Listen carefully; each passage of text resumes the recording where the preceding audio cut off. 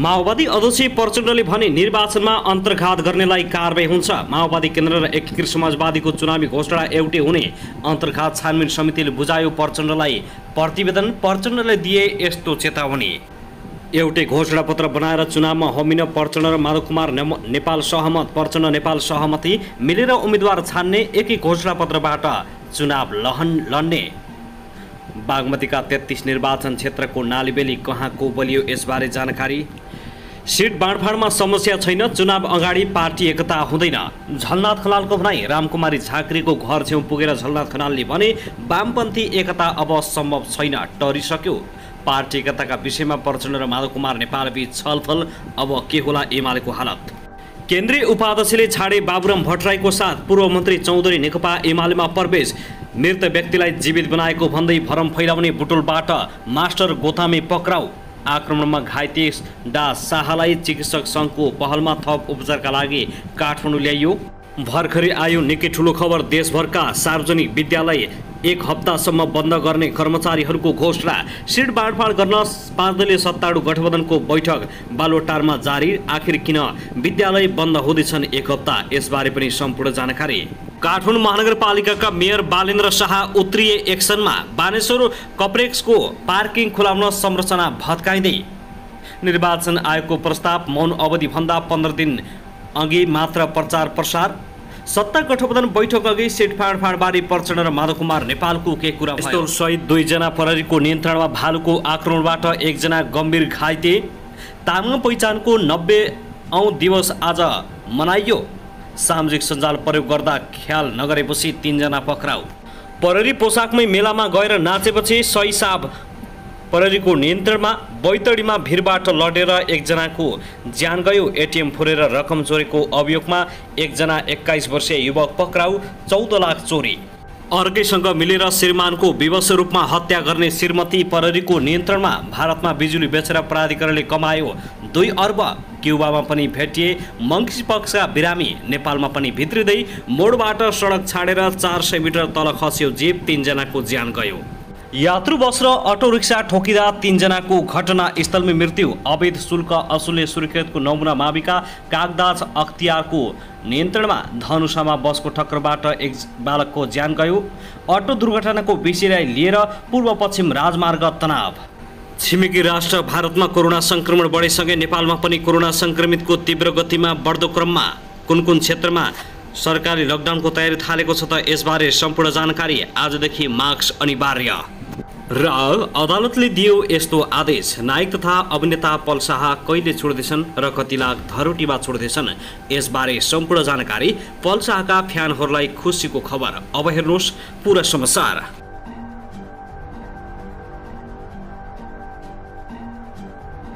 दर्शक नमस्कार, YouTube channel Nepali खबर मिडियामा तपाईहरूलाई हार्दिक स्वागत छ। यदि हाम्रो च्यानललाई अहिलेसम्म सब्स्क्राइब गर्नुभएको छैन भने सब्स्क्राइब गरी नजिक रहेको बेल आइकन दबाई हामीसँग जोडिनुहोला। दर्शक सदा झै आज पनि हामी तपाईहरुमाझ देशभरका विभिन्न खबरका साथ उपस्थित भइसकेका छौं। यो भिडियोलाई अन्तिमसम्म हेरी हामीलाई साथ दिनुहोला। दर्शक हाम्रो मेहनतको लागि एउटा सानो लाइक गर्न भनी नभुल्नुहोला। कहाँदेखि हेर्दै हुनुहुन्छ, के भन्न चाहनुहुन्छ, तपाईको मनमा लागेका प्रतिक्रिया अवश्य पनि कमेन्ट गर्न नभुल्नुहोला। दर्शक के तपाईँ हाम्रो च्यानलमा नियमित श्रोता हुनुहुन्छ?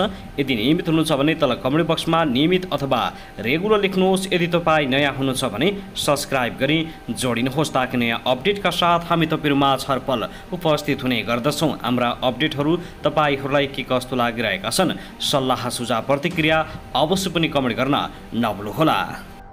दर्शक आउनुहोस् आजको पहिलो खबरतर्फ लागौं। निसीखोला गाउँपालिकाका तुलबहादुर विकको उनकै श्रीमतीले हत्या गरेको खुलेको छ।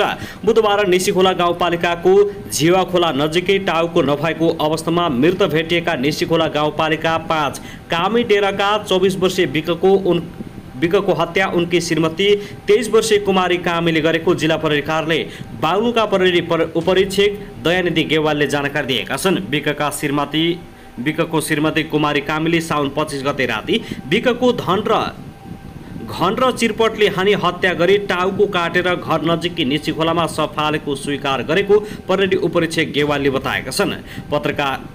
पर स्त्रीसँगको अनैतिक सम्बन्ध र मादक पदार्थ सेवन गरी आफूलाई वर्षौंदेखि कोटपिट गर्दै आएका श्रीमानको विवाहबाट आजित भएर उनले घनले टाउकोमा हानी बेहोस बनाएर खुकुरीले टाउको काटेर हत्या गरेको परेड समीक्षक कुमारीले बयान दिएकी छिन्। 2063 सालमा विवाह गरेका तुलबहादुर र कुमारीका 2 वर्षीय छोरी छन्। घरदेखि 7 किलोमिटर तल झिया खोलामा बिकको मृत शरीर भेटिए पनि टाउको हालसम्म फेला परेको छैन। कुमारीसँगै परिले उनकी 18 वर्षीय बहिनी मनिषा बिकलाई पनि नियन्त्रणमा लिएर सार्वजनिक गरेको छ। भिनाजुको हत्यामा दिदीलाई सहयोग गरेको हुन सक्ने आशंकामा बहिनीलाई नियन्त्रणमा लिएर अनुसन्धान गरिरहेको गेवालीले जानकारी दिएका छन्। दर्शकबिन त्यसैगरी आउनुहोस् अब अर्को खबरतर्फ लागौँ।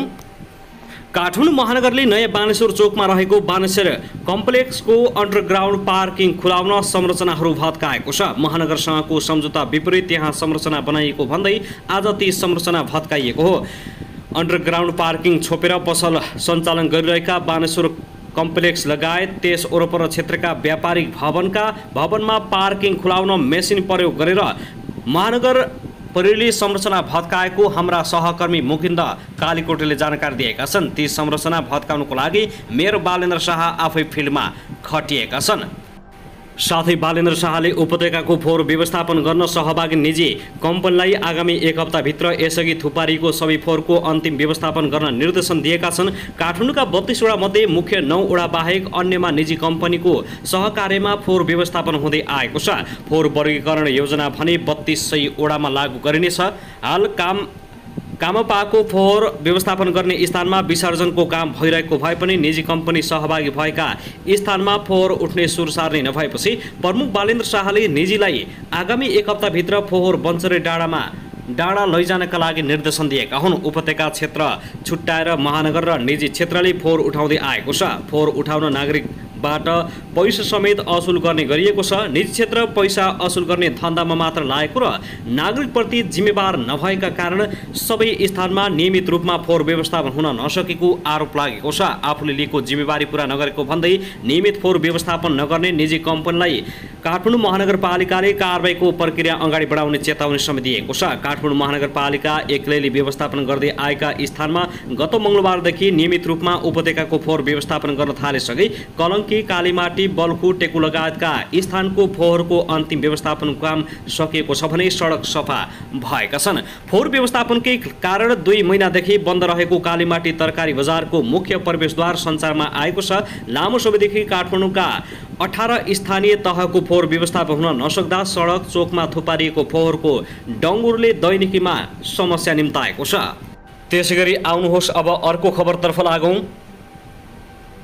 नेपाल विद्यालय कर्मचारी परिषदले यही भदौ 12 गतेदेखि देशभरका सामुदायिक विद्यालय 1 हप्ता बन्द गर्ने घोषणा गरेको छ। सरकारले माग सम्बोधन नगरेको भन्दै 12 गतेदेखि 18 गतेसम्म देशभरका सामुदायिक विद्यालय बन्द गर्ने कर्मचारी परिषदले घोषणा गरेको हो। कर्मचारी परिषदले अन्य आन्दोलनका कार्यक्रमहरू पनि घोषणा गरेको छ। यही 9 गते विरोध र्याली प्रदर्शन खुल्ला मञ्चदेखि माइतीघर मण्डलासम्म गरिने, 10 र 11 गतेसम्म डिजिटल आन्दोलन र 19 गतेको दिन काठमाडौँमा विरोध प्रदर्शन गरिने कर्मचारी परिषदले प्रेस विज्ञप्ति जारी गरी जनाएको छ। परिषदका उपमहासचिव प्रेम बहादुर खत्रीले भनेका छन्, सरकारले हाम्रो माग पुरै बेवास्ता गरेकाले यस्तो कठोर निर्णय लिनु परेको हो। उनले थपे आफूहरूका माग पूरा नभई अझै सशक्त विरोध कार्यक्रम गर्नेछौँ। यसअघि पनि कर्मचारीहरूले विभिन्न आन्दोलन गरिसकेका छन्। विद्यालय कर्मचारी सहायक लेखापालहरूका लागि 34,730 तलब कायम हुनुपर्ने, विद्यालय सहयोगीहरूका लागि 24,210 तलब कायम हुनुपर्ने, सङ्घीय शिक्षा ऐन 2028 को संशोधनमा प्रावधान गर्नुपर्ने लगायत उनीहरूको माग रहेको छ। दर्शकबिन त्यसैगरी आउनुहोस् अब अर्को खबरतर्फ लागौँ। नेकपा माओवादी केन्द्रका अध्यक्ष पुष्पकमल दाहाल प्रचण्ड र नेकपा एकीकृत समाजवादीका अध्यक्ष माधव कुमार नेपाल बीच भेटवार्ता भएको छ। सो भेटवार्तामा एउटै घोषणापत्रबाट चुनाव लड्न र पार्टी एकता संयोजन समिति गठनबारे छलफल भएको प्रचण्ड निकट एक नेताले जानकारी दिएका छन्। ललितपुरको हात्तीवन स्थित प्रचण्डका भान्जाको निवासमा 2 पार्टीका शीर्ष नेताहरूबीच छलफल भएको हो र छलफलमा माओवादीका वरिष्ठ उपाध्यक्ष नारायण काजी श्रेष्ठ, एकीकृत समाजवादीका महासचिव बेदुराम भुषाल पनि सहभागी भएको ती नेताले जानकारी दिएका छन्। छलफलमा नेकपा माओवादी केन्द्र र एकीकृत समाजवादी बीच पार्टी एकताका लागि संयोजन समिति गठन गर्ने सहमति भएको जानकारी दिएका छन्। साथै आउनुहोस् अब अर्को खबरतर्फ लागौं। नेकपा एकीकृत समाजवादीका सम्मानित नेता एवं पूर्व प्रधानमन्त्री झलनाथ खनालले नेपालमा वामपन्थी एकता आवश्यक रहेको बताएका छन्। आज सोमबार गुल्मी सदरमुकाम तमगासमा पत्रकार भेटघाट कार्यक्रममा बोल्दै नेता खनालले जनवादी र समाजवादी क्रान्तिको कालखण्डमा पनि वामपन्थी शक्तिहरूको एकता नै आवश्यक रहेको बताएका हुन्। मैले हिजो पनि वामपन्थी एकताको पक्षमा बोल्दै आएको थिएँ। नेता खनालले भने एकताका लागि ठूला भनिने दल र तिनका नेताहरूले चाहनुपर्छ, तर अहिले ठूला भनिने कम्युनिस्ट पार्टीहरूले वामपन्थी एकता नचाहेका कारण तत्काल एकता हुने सम्भावना नभएको उनले बताएका छन्। माओवादी केन्द्रसँग पार्टी एकताको चर्चा चलेको सम्बन्धमा नेता खनालले नेकपा यस र माओवादीको बीचमा वैचारिक निकटता देखिए पनि तत्काल पार्टी एकताको सम्भावना नरहेको स्पष्ट पारेका छन्। पार्टीहरूको बीचमा वैचारिक, राजनीतिक, सैद्धान्तिक र लक्ष्यहरूका बीचमा एकरूपता भयो भने दुई वा दुईभन्दा बढी पार्टीहरू एक हुन सक्छन् उनले भने, तर निर्वाचन अगाडि कुनै पनि पार्टीसँग एकता हुने सम्भावना भने न्यून छ। दर्शकबिन त्यसैगरी आउनुहोस् अब अर्को खबरतर्फ लागौं। जिल्ला प्रहरी कार्यालय कास्कीले कास्कीको पोखरा महानगरपालिका 26 तालचोक स्थित अर्घोमा रहेको एनएमबी ब्याङ्कको एटिएम मेसिन फुटाएर पैसा चोरी गरेका अभियुक्तलाई सार्वजनिक गरेको छ। गत साउन 3 गते राति पौने 2 बजेको समयमा एटिएम मेसिन फोरेर कसैले पैसा लगेको सूचना कास्की प्रहरीलाई प्राप्त भएको थियो। लगतै राति 2 बजे सोही ओडाको तालचोकमा रहेको एनआइसी एसिया ब्याङ्कको एटिएम मेसिन फुटाउने प्रयास गरेको सूचना पनि प्रहरीमा आएको थियो। दुवै घटनापछि जिल्ला प्रहरी कार्यालय कास्की तथा मातहतका प्रहरी युनिटले चोरी गर्ने व्यक्तिको खोजी सुरु गरेको थियो। अनुसन्धानको क्रममा फरक दुई घटनामा संलग्न भएका व्यक्ति एकै हुलियाको रहेको देखिएपछि प्रहरीले ती व्यक्तिले चढेको G10P2963 नम्बरको मोटरसाइकल र हेलमेटबाट अनुसन्धान थालेको हो।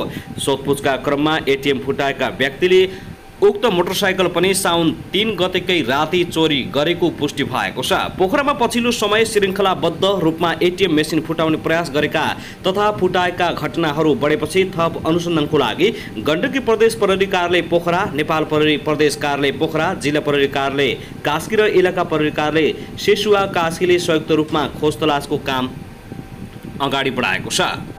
जिल्ला प्रहरी कार्यालय कास्कीका प्रवक्ता परिनायक उपरीक्षक सुन्दर तिवारीका अनुसार संयुक्त अनुसन्धान टोलीले मिति गत भदौ 2 गते रूपन्देहीको नेपाल भारत सिमानामा रहेको बेलैया नजिकबाट भारततर्फ जाँदै गरेको अवस्थामा नवलपरासी, बर्दघाट, सुस्तापूर्वको देउचुली नगरपालिका 5 घर भई हाल कास्कीको पोखरा महानगरपालिका 3 डुण्डाको मुख बस्ने 21 वर्षीय अनिस तामाङलाई पक्राउ गरेको हो। कक्षा 9 सम्मको अध्ययन गरेका भेडे उपनामले पनि चिनिने तामाङले करिब 6 महिना अगाडिबाट पोखरा महानगरपालिका 30 सिसुआमा रहेको माझा पसल स्टेसनमा काम गर्दै आएको पाइएको छ। उनीमाथि थप अनुसन्धानको लागि कास्की जिल्ला अदालतबाट चोरी तथा डाका सम्बन्धी कसुरमा 7 दिनको म्याद थप गरी थप जाँचबुझ चलिरहेको परिनायक उपरीक्षक तिवारीले बताएका छन्।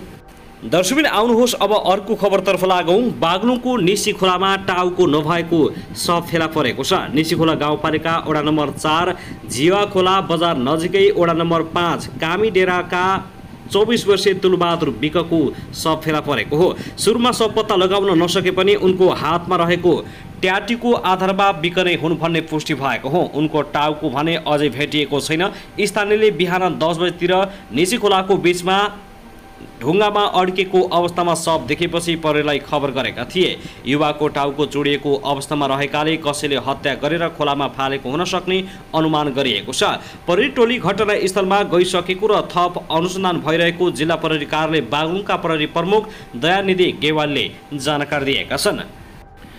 दर्शकबिन त्यसैगरी आउनुहोस् अब अर्को खबरतर्फ लागौं। दाङमा प्रहरीले आपराधिक लाभ 61 टर्सन गर्ने 4 जना महिला र 1 जना पुरुष गरी 5 जनालाई पक्राउ गरेको छ। पक्राउ पर्नेमा रोल्पा जिल्ला परिवर्तन गाउँपालिका 5 का 40 वर्षीय दिलीप कुमार ओली, घोराई उपमहानगरपालिका 10 नारायणपुर बस्ने 32 वर्षीय पवित्रा डाङ्गी, 32 वर्षीय शर्मिला, 32 वर्षीय बिमला डाङ्गे, करिब 29 वर्षीय शान्ता नेपाली र 22 वर्षीय शर्मिला नेपाली रहेको जिल्ला प्रहरी कार्यालय दाङले जनाएको छ।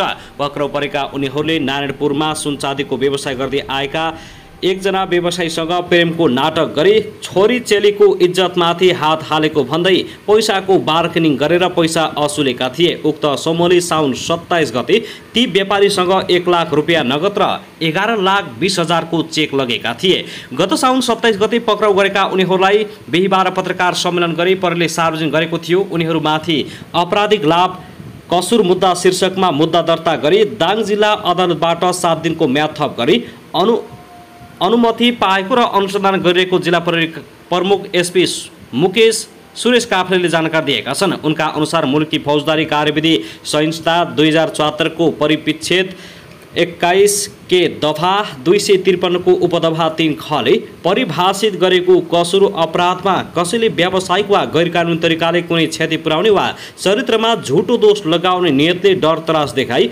आपराधिक लाभ लिएमा 3 वर्ष कैद र 30,000 सम्म जरिमाना हुने कानुनी व्यवस्था रहेको छ।